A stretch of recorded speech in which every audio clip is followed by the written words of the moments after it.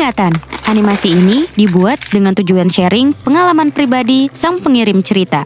Dimohon untuk menghargai cerita tanpa menyudutkan beberapa pihak. Selamat menikmati. Hai, nama gue Rita. Biasa dipanggil Ita. Gue seorang karyawati, bukan mega...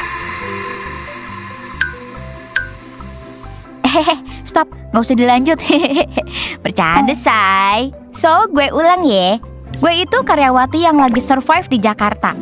Gue punya cerita mengenai mantan yang beban banget. Saking bebannya ini, kalau nih beban dijadiin barbel, gue yakin orang gym juga gak akan kuat ngangkatnya. Saatnya flashback time. Waktu itu gue masih SMA, masih kinyis-kinyis lah pokoknya. BTW, gue sekolah di SMA swasta. Dan hari pertama ospek, tiba-tiba gue udah ditandai sama satu senior gue. Sebut saja namanya Rafidan.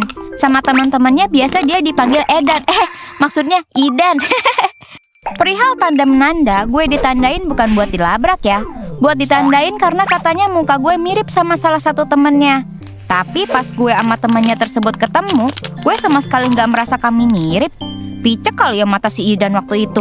Cantika juga gue keles. FYI gue sama Idan bedanya 2 tahun.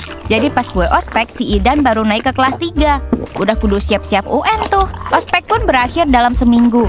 Gue gak banyak kena penalti karena gue selalu mempersiapkan segala barang-barang kebutuhan ospek segera setelah sepulang sekolah. Gak kayak lu pada yang malam-malam baru bilang, "Mah, besok harus bawa baju adat Zimbabwe." Hih. Selama ospek, gue jadi sering ngobrol sama Idan dan senior-senior OSIS yang lain. Sampai akhirnya gue juga dimasukin ke OSIS sesuai rekomendasi Idan. Idan tuh orangnya seru. Dia keturunan orang timur gitu, jadi cara ngomongnya lucu. Udah gitu gue sama Idan juga ternyata punya hobi yang sama. Kami sama-sama suka gambar, jadi suka share-share tips gambar sambil nongki-nongki. Pokoknya hubungan kami udah kayak abang adik yang deket gitu. Tapi gue nongki bareng Idan juga nggak sendirian. Gue selalu ajak sohib gue namanya Caca. Idan juga suka bawa temennya namanya Ijal. Nah berempat tuh kami sering ngobrol-ngobrol tentang kesukaan kami. Dan kita jadi sering barengan gitu kalau lagi jam istirahat. Sampai akhirnya tibalah saat kelulusan. Idan sama Ijal lulus ketika gue naik ke kelas 2. Dan kita kayak janji buat selalu berkabar dimanapun kita berada. Ijal sih katanya mau kuliah, sedangkan Idan katanya mau kerja dulu karena dia harus nafkahin ibu dan kedua adiknya yang masih sekolah. Gue sama Caca ya lanjut aja sekolah kebiasa. Nah, udah tuh kehidupan gue di sekolah kembali seperti biasa. Tapi kadang Idan masih suka datang ke sekolah buat nongkrong-nongkrong, ngobrol sama guru atau apalah. Secara dia anaknya asik banget, jadi guru-guru juga suka sama dia. Pokoknya diterima banget kalau iseng ngunjungin sekolah. Gue sama Caca ya seneng-seneng aja kalau ada Idan. Jadi ada temen ngobrol dan sharing-sharing dunia setelah SMA. Sampai suatu ketika, pas udah jam pulang sekolah, Idan main ke sekolah. Otomatis kita nongkrong dulu di sekolah. Pas lagi ngobrol, Idan ngasih lihat HP-nya dia. Ada foto cewek di situ. Refleks dong gue nanya, penasaran. Ini siapa Dan? Ini cewek gue, namanya Ayu. Cakep kan? Gue cuma bisa senyum, soalnya be aja tuh cewek. Terus Idan ngomong gini, dia anak SMK sebelah. Gue lagi nungguin dia balik buat antar dia pulang. Akhirnya si Ayu, pacarnya Idan, datang. Dia berdiri di gerbang terus dadah-dadah sama Idan dan mereka cabut. Kita juga ikut cabut pulang sekolah. Selama beberapa bulan setelah lulus, Idan udah gak pernah ke sekolah lagi. Katanya dia udah kerja di Jakarta. Ya syukur deh, berarti kehidupannya bakal lebih baik. Sampai akhirnya Caca, sohib gue yang paling update tentang gosip, bilang kalau si Idan sama Ayu udah sutup. Tapi yang lebih mencengangkannya lagi, Caca bilang kalau si Idan tuh sebenarnya udah punya pacar duluan dari semenjak sekolah. Namanya Sarah. Lah, terus jadi Idan ngeduain Sarah buat pacaran sama Ayu gitu? Apa gimana sih? Caca bilang dia kurang tahu detailnya. Yang pasti akhirnya Idan sekarang jomblo. Mungkin Sarah sama Ayu tahu kali ya kalau Idan ngeduain mereka dan masing-masing memutuskan buat putusin dia. Gue agak kaget sih. Pribadinya yang menyenangkan ternyata orangnya suka mendua begitu. Setahun kemudian gue lulus dari SMA. Langsung cari kuliah karena gue gak mau gabut di rumah. Idan udah jarang ngabarin gue, apalagi Ijal. Gue cuma sering kontekan aja sama Caca.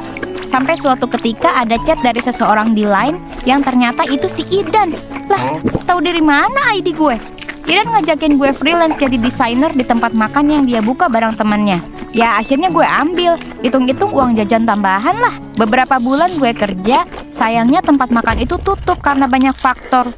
Gue sih udah dibayar, cuma sayang aja umur tempat makannya pendek. Habis itu ya gue juga udah gak banyak komunikasi sama Idan. Ya balik lagi ke setelan pabrik. Sampai akhirnya beberapa tahun kemudian ortu gue memutuskan buat cerai. Ya broken home deh gue pas lagi mumet-mumetnya.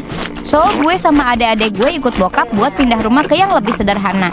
Sementara rumah yang dulunya gue tinggalin disewain. Pas gue sampai rumah tiba-tiba gue dapet chat dari Idan. Katanya dia mau ngobrol-ngobrol aja. Ternyata si Idan udah gak kerja di Jakarta. Sekarang dia mau urus ibunya. Jadi cari kerja yang gak jauh-jauh amat. Gue ya semangatin dia. Semoga dapat kerjaan yang bagus. Gak lama tiba-tiba dia bilang, gue tuh sebenarnya suka sama lu. Jeng jeng. Terus dia bilang, lu mau gak jadi pacar gue? Hah? Ini gue ditembak nih. Kalau boleh jujur gue cuma nganggep dia abang aja sih, gak lebih. Tapi dipikir-pikir gak ada salahnya untuk nerima dia. Toh gue juga sayang meski belum di tahap yang romantis. Tapi siapa tahu nanti berkembang ya kan. Jadi gue terima tuh pernyataan cinta si Idan. Dan disinilah gue melupakan sesuatu yang penting. Akhirnya gue sama Idan pacaran. Gue belum bilang sama keluarga gue kalau gue pacaran. Dan gue juga sedikit merahasiakannya karena gue belum yakin mau sebarin hubungan gue sama Idan atau enggak. Bahkan Caca aja nggak gue kasih tahu. Tapi selama pacaran gue jarang ketemu sama Idan. Kita cuma chat-chatan biasa aja. Dan selama kita pacaran gue masih belum merasakan percikan perasaan romantis. Terus dengan kampretnya ternyata si Idan cerita sama Caca kalau dia pacaran sama gue. Aduh, jadi kan gue otomatis kudu cerita ya sama Caca. Tapi Caca bilang, gue dukung kok hubungan lu sama Idan. Semoga langgeng ya. Ya gue aminin. Mungkin gue cuma perlu proses lebih panjang aja untuk menyukai seseorang. Gak berapa lama, gue dapat kerja setelah lulus kuliah.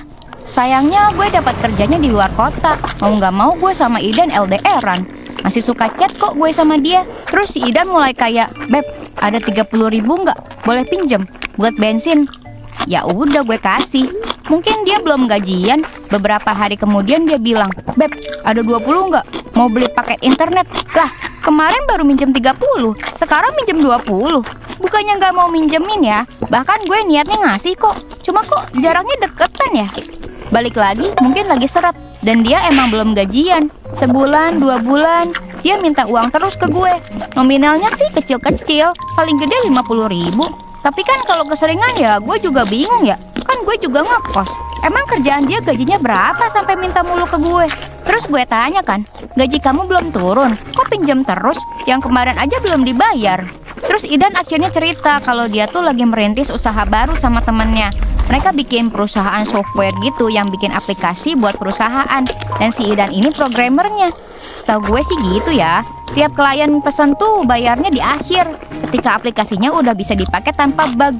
Tapi kan satu proyek itu makan waktu berbulan-bulan untuk selesai. Terus dia selama proyek berjalan berarti gak digaji dong. Dia bilang digaji kok, tapi kayak baru dibayar buat ongkos-ongkos doang. Dan yang ngurus keuangannya ini temennya Idan. Gue kenal sih sama si teman ini karena kita masih satu SMA juga. Cuma bukan si Ijal. Gue curiga di situ. Tapi ya udahlah, toh gue juga tahu gimana workflow sebuah perusahaan kayak gitu, apalagi masih merintis. Sampai setengah tahun si Idan masih minta ke gue buat bensin sama kuota dia. Lama-lama gue gedek juga ya. Gue akhirnya agak marah sama dia. Berapa bulan sih bikin satu software? Kok udah setengah tahun belum ada yang rampung? Masih nggak ada duit juga kamunya. Terus si Idan kayak, iya Beb, maaf. Kemarin udah cair dari project A, tapi udah gue pakai buat kebutuhan sehari-hari. Jadi gue ini lagi usaha biar cepet selesai project selanjutnya. Bukannya gue pelit atau gimana. Gue kan ngekos nih, generasi sandwich. Kalau dimintain duit kecil terus-terusan ya tekor lah. Gaji gue juga nggak seberapa. Kalau gitu terus makan apa gue? Juga skeptis gue akhirnya bangkit. Gue bilang, ya udah, mulai sekarang aku nggak bisa ngasih kamu uang lagi. Coba kamu tanya temanmu itu, dia yang ngurusin keuangan. Jangan-jangan ternyata malah ditilep duitnya sama dia. Dan jangan ngechat aku kalau kamu butuh uang. Kalau bisa, kamu cari kerjaan lain lah, jangan cuma dari satu sumber. Dia iyain, tapi untuk cari kerjaan lain dia belum bisa karena dia percaya sama temennya dan gak mau berasa kayak mengkhianati temennya gitu. Tapi kan maksud gue nyari freelance itu buat duit dia sehari-hari, bukannya harus lepasin teman dan usahanya. Jadi greget sendiri gue. Abis itu, gue jadi jarang ngechat sama Idan karena basically dia ngechat pasti minta duit sama gue. Kan bete ya? Orang pacaran kok berasa ngechat pinjol. Iya kalau dibalikin duitnya. Lah ini kagak sepeser pun. Gue yang tadinya ikhlas jadi keberatan. Gue emang baik, penolong juga. Tapi kalau diginiin terus ya deh. Terus ya, karena gue bete, gue curhat sama si Caca perihal si Idan dan keuangannya. Dan temannya yang sus itu. Terus si Caca bilang, loh dia masih pacaran sama elu? Gue kira lu udah putusin dia. Gue bingung kan, loh kenapa emangnya? Terus Caca jawab, waktu itu dia cerita sama gue kalau mau balikan sama Ayu. Gue kira itu berarti lu udah ninggalin dia karena ribet LDR. Lah. Jadi di belakang gue si Idan ngomong gitu. Gue langsung ngechat Idan kan. Nanya apaan maksudnya kalau dia mau balikan sama Ayu. Terus si Idan bilang, sorry beb, ternyata gue masih belum bisa move on dari Ayu. Gue nembak lu karena gue pikir dengan gue pacarin lu, gue bisa lupain dia. Tapi gue gak bisa. Anjir lah, monyet emang si monyet ini. Primata yang gak tahu diri. Finally gue putusin si gemblong ini.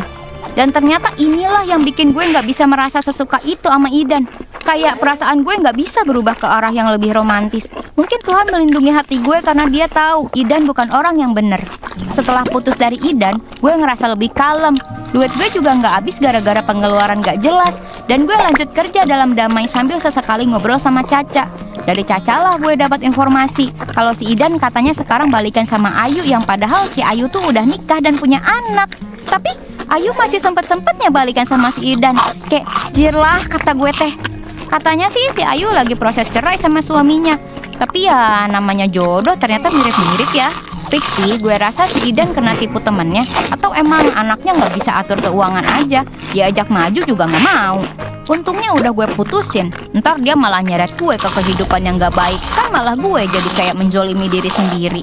Jadi pesan hari ini adalah berusaha boleh, tapi kalau memang merugikan diri sendiri, mending cari alternatif lain. Jangan jadi benalu di hidup orang ya teman-teman. Salam dari Gue Punya Cerita.